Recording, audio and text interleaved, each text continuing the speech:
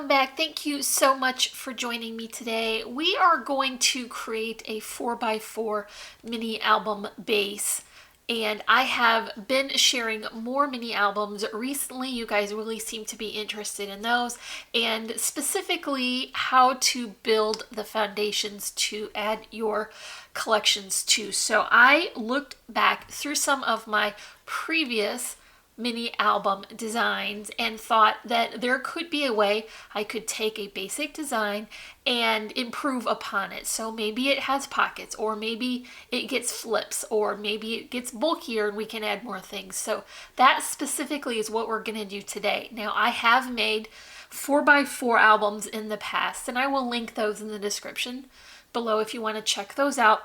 So I have taken that basic design and added a few components to it to improve the amount of space that you have to finish the book, and also to work through some of your stash paper. Like this has the So Happy Together collection. This is an Echo Park paper. It is not a new collection.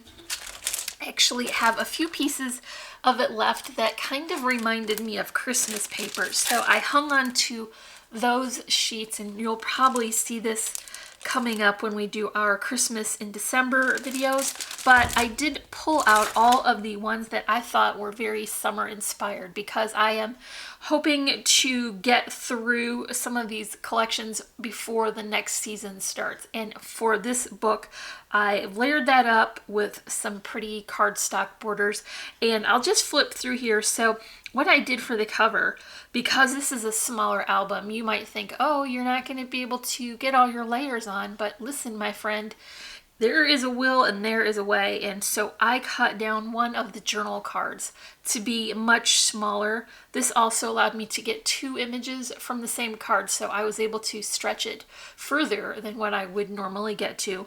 And it is now a reasonable focal image size for the front of this smaller card.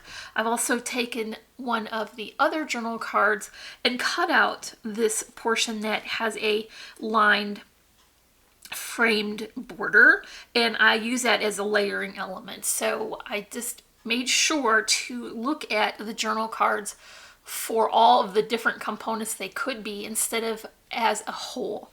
I did go ahead and add my metal charms, as I do, some sequins, and some pretty little flowers. These come from Little Birdie Crafts, and I think they coordinate really well.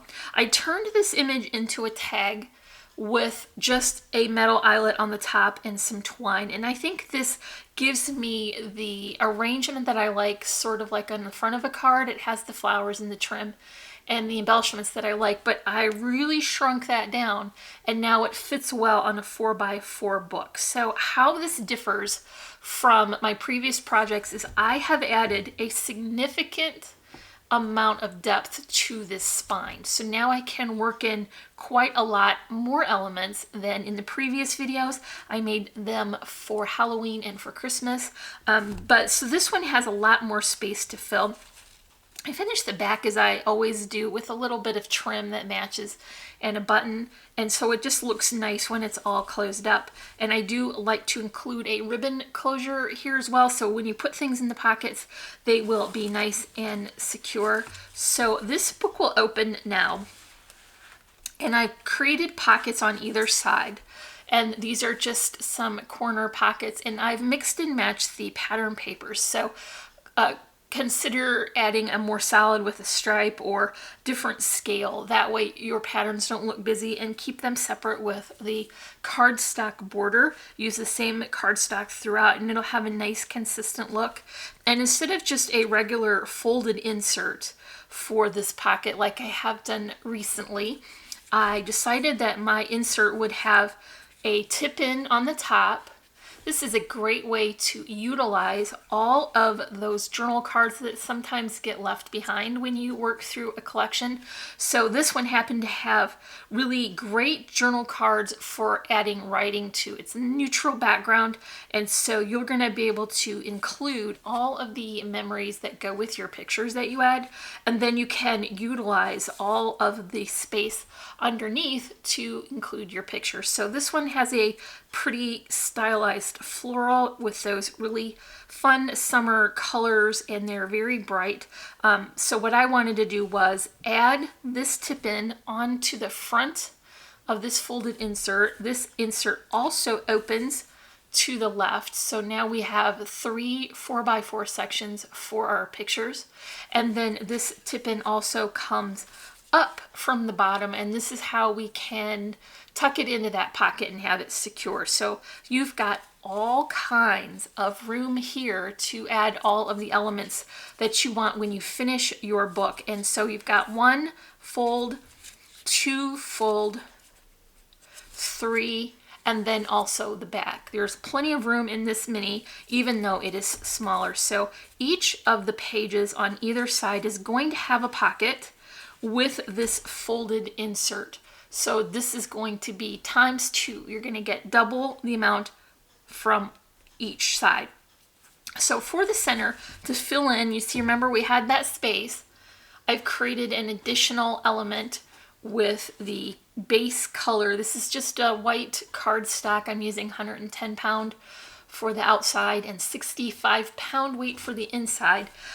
So I can include an additional folded insert that is attached to the spine. So this is going to help this mini keep its nice shape, because we did include enough on the inside to support all of that depth in the spine. So when you open that, you're going to get a tag pull out,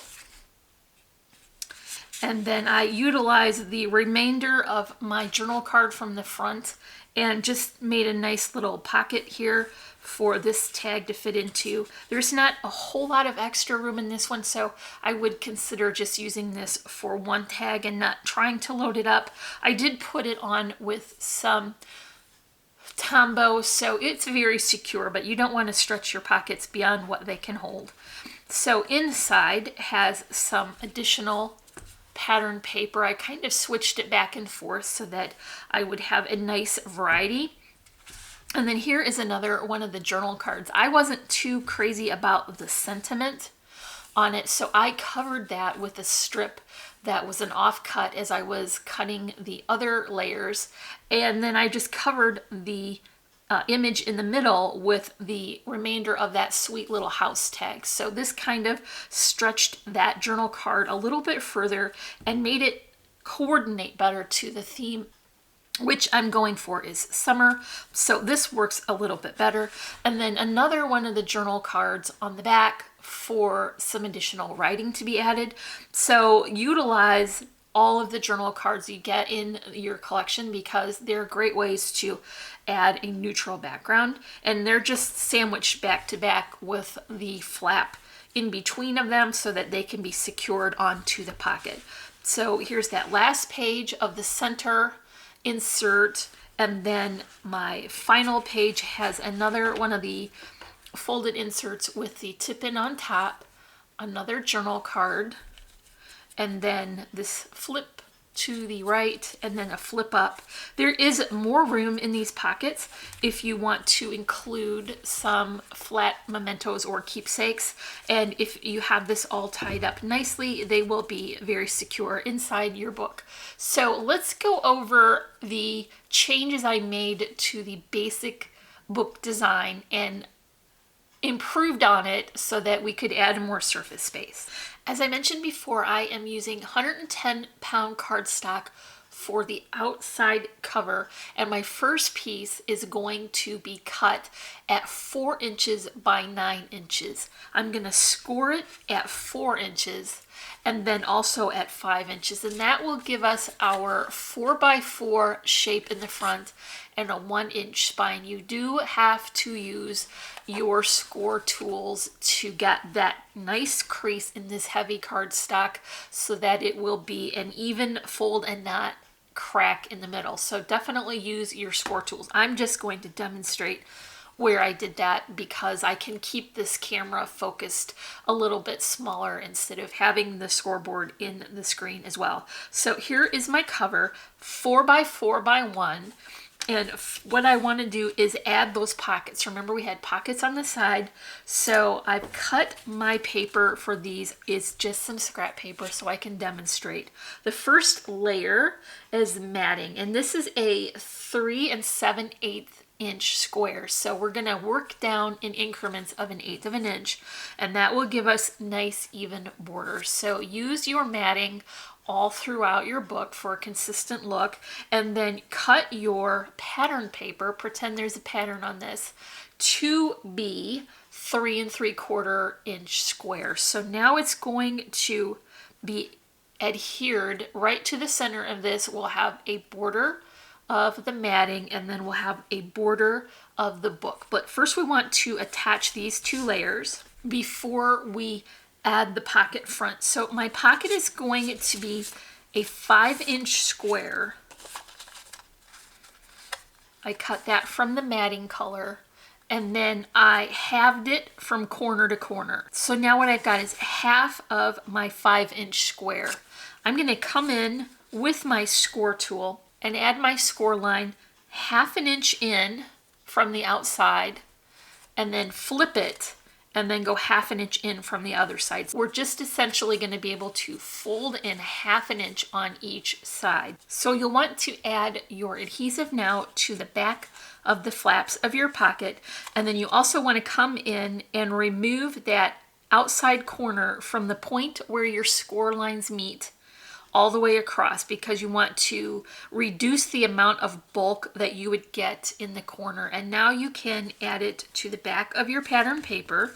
So I'm just using my trusty double-sided adhesive tape, and I'll work this right into the corner where the fold line comes up so that I know I've got it good and square, and adhere it to the adhesive on the back. So now what you've got is the corner is a pocket, and this is a good time to mention that you should be using solid core paper, because you see when I folded that around it cracked on the side. So for my finished project I definitely used solid core paper, and what you're going to get is these two little flaps on either side. You can just cut those off, and then your pocket will be perfectly even right across the middle. So here I've cut off the remainder that stuck out from the sides. So to cover the front of the pocket, you want to take the same measurement as your pattern paper. That was a 3 3/4 inch square.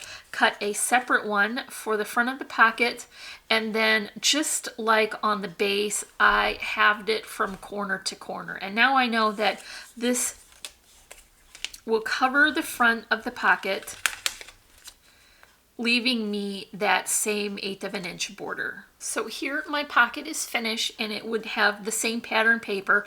I can recommend using a non-directional pattern for the front of your pockets, because you'll be able to utilize the other half of your square on the other page if it doesn't have something that is meant to be right to left or up and down. So use a all over non-directional pattern, and you'll be able to get use out of this second half.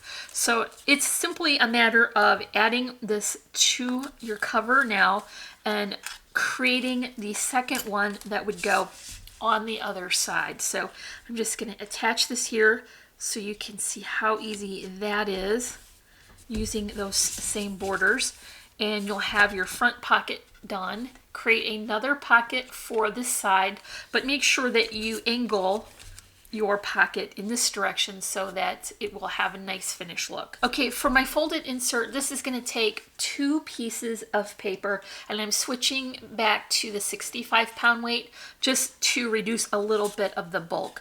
My first piece is going to be what tucks into the pocket, and this is 3 3/4 by 7.5, and I scored that at 3 3/4, so it's basically just in half, and so now it's like a top folding card that is a square. So my second piece is going to be 3 3/4 again, but now it's going to be 7 3/4 inches long. I'm going to score that at 3 3/4, and then also at 4, and that will give me a 1/4 of an inch spine, and we need that to accommodate the bulk of the paper we're adding inside. So I'm just going to take this tape off, and you want to consider the direction of your pocket. So for the left-hand pocket, I want my page to fold out toward the left, so I want to add it this way, and it will line right up with the first piece that we cut and scored, because we basically got 3 3/4 inch squares. So now you see that it will open this way, and then it will also open this way. If you want to include a tip in, this is the time to do it before adding all of your layers. And I was utilizing my journal cards, but you could just use the pattern paper if you like. And this would be the time you could add that to your page and then cover it with the pattern paper. So then you could have this tip, and then this fold, and then this fold as well. So this would stick right into the pocket, and you would have 2 of them, 1 for either side. So to fill in the center, I've got my last piece that is 4 inches tall and 8 1/4 inches wide. I've scored it at 4 inches and 4 1/4. So we've got a 4-inch square with a 1/4 inch spine. And then I have added just a little bit of that double-sided adhesive tape. I'm going to add this to the middle of the book, and then I'll notch it out. I'll show you that in just a second. So what you want to do is center this and keep it lined up with one of the sides so that you know it's not going to become uneven or go in crooked. So when you close that up, you see everything lines up perfectly. I think this would probably be okay on its own, but what I did for my finished book was I came in with my crocodile and I just notched this out ever slightly, not the whole circle, just a little bit, so that when I add some string, I use my burlap twine, I could capture that in that dent and know it wouldn't move, so that the string won't slide back and forth. I'll just show you here how it kind of controls where that string will go. So here is your book base. And then if you want to add a ribbon closure, as I have on my finished book, you would do that as well before you start layering on your pattern paper. So you could make these up and finish them with your scraps or your salvage. If you have things in your stash, like my collection has been there for a while and I just wanted to use up quite a lot of it, those 4-inch squares really do take up a lot of paper when you have so many, and that was great because now that collection is almost gone. I can make room for new paper and have a nice project at the end. So if you're interested in checking out the videos I have with this 4x4 size mini album, I'll link them in the description, and then also I'll put some clickable links on the screen so you can find those if you want to check out the one I made for Christmas, and I made one for Halloween as well. So if you enjoyed this project, make sure you give me a big old thumbs up. Leave me a comment, and if you're not already, I would love for you to subscribe. As always, I'm wishing you a happy and productive day, and I thank you so much for watching. Bye.